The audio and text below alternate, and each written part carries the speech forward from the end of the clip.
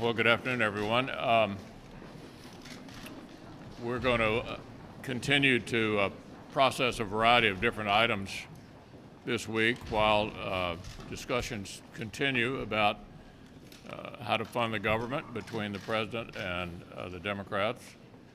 We'll be dealing with other matters here in the Senate, the Yemen-Saudi Arabia issue, the Congressional Review Act related to the Treasury regulation, the Farm Bill, which I just locked in, and other items we're going to continue to press ahead with. I've asked both Senator Schumer and our own colleagues to help us get through all of the additional items that we have.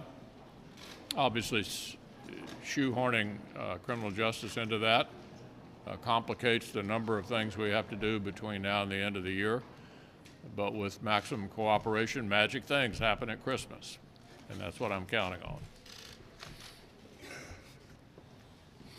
Well, the Majority Leader, as he indicated, is at the President's request scheduled to vote on the criminal justice reform legislation. The foundation of this legislation is based on the successful prison reform efforts in states like Texas, Georgia, Rhode Island, and other places, where we finally realized that being smart on crime is more important than just being tough on crime. And by that I mean that people who go to prison get out of prison, and the question is, are they going to be better prepared than when they went in, when they come out, to meet the challenges of living a lawful, orderly life? A lot of times that has to do with dealing with your drug or alcohol addiction, your education deficit, learning an employable skill. And thanks to the leader, we now have, I think, a path forward to pass this legislation. I would say from the time it was initially introduced, there have been significant changes in the legislation, which I hope will allow us to gather a solid majority of the majority. There'll be some who will certainly have disagreements, but to the leader's last point, with consent and a consensus around here and cooperation, we can agree to a time agreement where those who would like to offer an amendment or two could do so, and basically get this bill passed, I believe, in an afternoon. Otherwise, it takes about 8 days if everybody insists on all the procedural hoops to jump through. But I hope everybody wants to get home for Christmas as badly as I do. We all do. And we have a path forward to getting all of our work done with a little cooperation, as the leader says. Well, border security is a matter of national security, and it's a priority for the American people. So I hope that the Democrats will work with us to provide the funding that's necessary to secure the border and to keep the government open. And as has been mentioned in the meantime, there are lots of other things that are getting done around here. I'm personally very pleased to be actually finally having an opportunity to vote on the new Farm Bill. We do these about every 5 years. This is the fourth in the time that I've been in Congress, but it's really critically important to provide certainty and predictability for America's farmers and ranchers.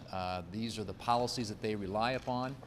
They're going to be making planning decisions here early next year, going in and getting operating loans, and it's important that new Farm Bill be in place. So it's another bipartisan accomplishment for the American people and for constituents that many of us represent.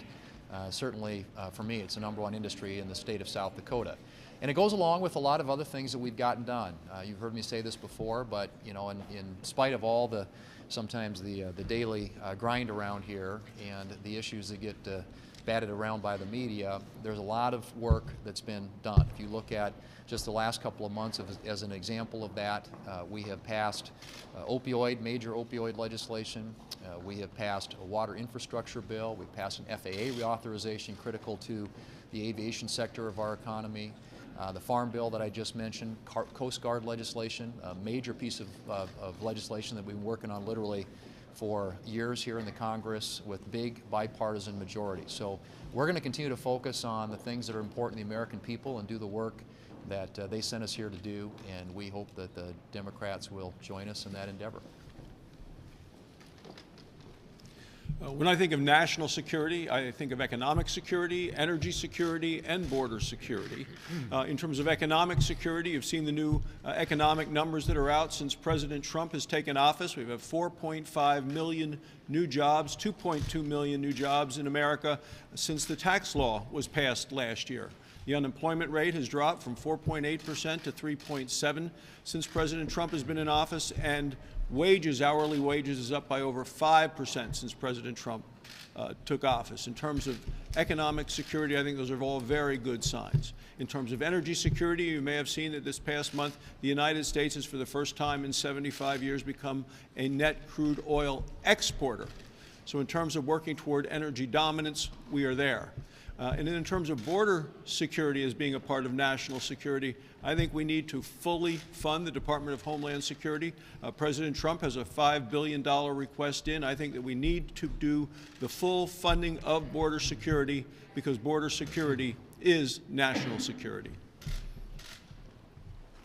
On the topic of border security, I think that's clearly an expectation that people can and do reasonably have of their government.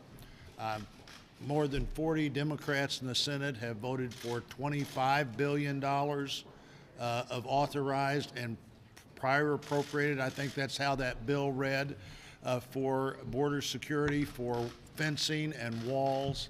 And now suddenly all these issues can't even be associated. You approach Nancy Pelosi with the idea of, well, what about solving the problem of DACA kids that raised here, didn't get in trouble? 70 or 80% of the Congress and the American people would like to solve that problem, but suddenly that has nothing to do, according to Congresswoman Pelosi, that has nothing to do with the border. Well, of course it has everything to do with the border. Solve these problems. They don't have to be all solved at once, but if you can solve a couple of them together, solve a couple of these problems together. If you could be for $25 billion in building walls and fences, why couldn't you be for $5 billion in building walls and fences?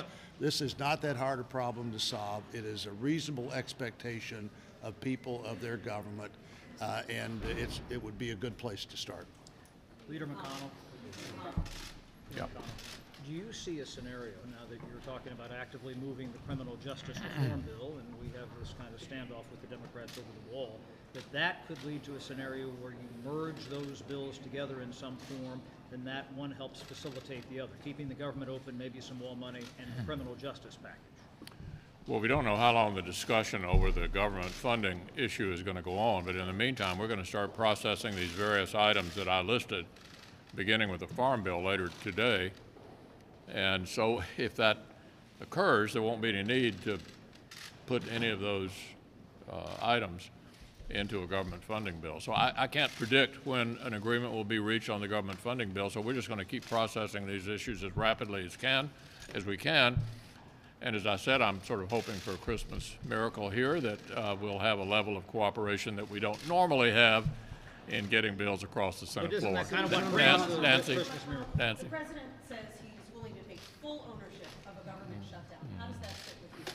Well, I hope that's not where we end up. I understand it was a rather spirited meeting.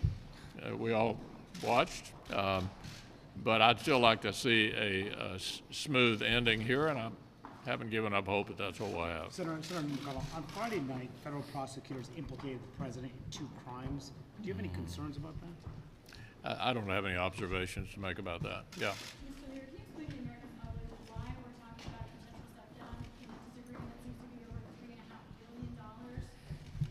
Well, look, you remember the shutdown in January, right? The Schumer shutdown over an entirely different issue. One thing I think is pretty clear, no matter who precipitates the government shutdown, the American people don't like it. And I hope that will be avoided, and that both sides will understand that's not a great way to end what has, in my view, been the most successful Congress right of center in decades. Do you, as one senator with a vote, support the criminal justice reform bill as it currently exists? Yeah, I'm still looking at it. It's going to have some amendments. I think Senator Cotton and those who have his view are entitled to amendments. I'm going to make sure they can offer them, and then decide based on what the bill looks like at the end whether to support it. Thanks, everybody.